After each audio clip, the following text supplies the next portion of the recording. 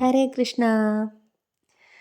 ജീവിതത്തിൽ നമ്മൾ ചില ദിവസം ആഘോഷമാക്കി മാറ്റൂലേ, നമ്മളായിട്ട് തന്നെ മാറ്റൂലേ.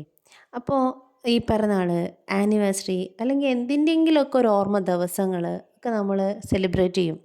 അപ്പോൾ ചില ആൾക്കാർ പറയും, എനിക്ക് എല്ലാ ദിവസവും ആഘോഷമാണ്, എനിക്കങ്ങനെ പ്രത്യേകിച്ച് ഇന്ന ദിവസം ആഘോഷിക്കുക അങ്ങനത്തെ ഒരു അങ്ങനെ പറയുന്ന ചില ആൾക്കാരുണ്ട്.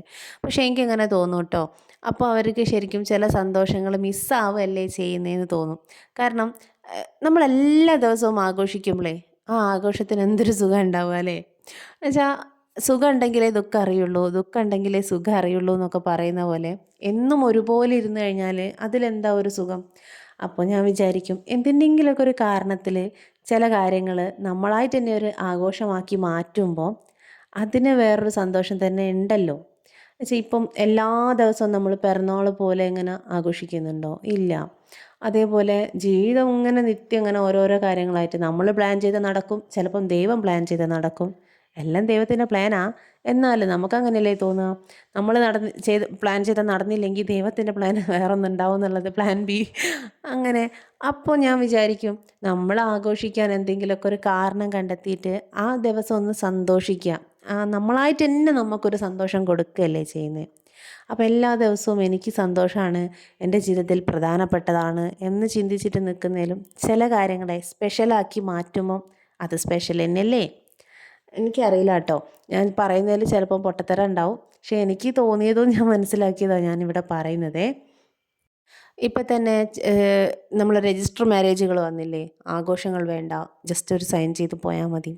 പക്ഷേ കുറേ ടൈപ്പ് ആൾക്കാരുണ്ട്. പക്ഷെ ഞാൻ വിചാരിക്കും, ഒരു പെൺകുട്ടീനെ കല്യാണത്തിന്, പ്രത്യേകിച്ചും പെൺകുട്ടികൾ കേട്ടോ, ആൺകുട്ടികളെക്കാട്ടി കൂടുതൽ പെൺകുട്ടികളെ ജീവിതത്തിൽ അവരെ ഒരു രാജകുമാരീനെ പോലെ ഒരുക്കി, ഒരു മഹാലക്ഷ്മീനെ പോലെ അണിയിച്ചൊരുക്കി ഇറക്കുന്ന ഒരു ദിവസമല്ലേ അത്.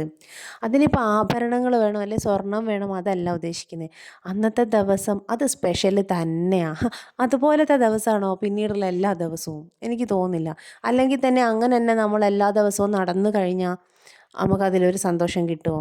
എന്ത് കാര്യവും നിത്യം കിട്ടിക്കഴിഞ്ഞാൽ അതിനോടൊരു ഇമ്പം ഉണ്ടാവില്ല എന്ന് പറയുന്ന പോലെയല്ലേ.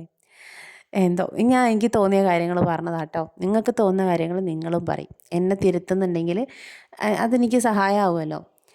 അപ്പോൾ ഇതാ ഹണി കേക്കിലാണ് നമ്മൾ വന്നത്. കോഴിക്കോട് ഹണി സ്പെഷ്യൽ കേക്കിൽ വന്നിട്ട് ജസ്റ്റ് ട്രൈ ചെയ്തതാണ്. ഇതൊരു ആഘോഷമൊന്നും അല്ല കേട്ടോ. ആഘോഷം സാധാരണ നമ്മളിങ്ങനെയല്ല, വീട്ടിൽ വെച്ചിട്ട് ഫാമിലി എല്ലാവരെയും വിളിച്ചിട്ട് നടത്തലാണ്. പക്ഷേ ഇപ്രാവശ്യം അതിനുള്ളൊരു സാഹചര്യം കിട്ടിയില്ല. അപ്പോൾ കോഴിക്കോട് ഒരാളെ മീറ്റ് ചെയ്യാൻ വേണ്ടി വന്നപ്പോൾ ഹണി കേക്ക്സിൽ കയറി. അവിടുത്തെ കേക്ക് ട്രൈ ചെയ്യണമെന്ന് എനിക്ക് ഭയങ്കര ആഗ്രഹമായിരുന്നു. അപ്പോൾ അതെന്തായാലും സാധിച്ച് കിട്ടിയിട്ടുണ്ട് കേട്ടോ. പക്ഷേ എനിക്ക് ഏറ്റവും ഇവിടെ ഇഷ്ടപ്പെട്ടത് ബട്ടർ ബൺ. അതാണ് കേക്കിനേക്കാൾ എനിക്ക് ഏറ്റവും ഇഷ്ടപ്പെട്ടത് ഇവിടുത്തെ ബട്ടർ ബൺ. അപ്പോൾ ഞാൻ അവരെ വിളിച്ച് ചോദിച്ചു വീട്ടിൽ നിന്ന് എത്തിയപ്പോൾ, ഇതെല്ലായിടത്തും കിട്ടുമെന്ന്. അപ്പോൾ അല്ല, അവരെ ഔട്ട്ലെറ്റിൽ മാത്രമേ കിട്ടുള്ളൂ എന്ന് പറഞ്ഞപ്പോൾ എനിക്ക് ചെറിയൊരു സങ്കടം. എന്നാലും കുഴപ്പമില്ല. അപ്പോൾ അതും സ്പെഷ്യലായില്ലേ. അവിടെ പോകുമ്പോൾ മാത്രമല്ലേ അത് കിട്ടുള്ളൂ. എപ്പോഴും എപ്പോഴും കിട്ടിയാൽ അതിനെന്താ ഒരു ടേസ്റ്റ് അല്ലേ.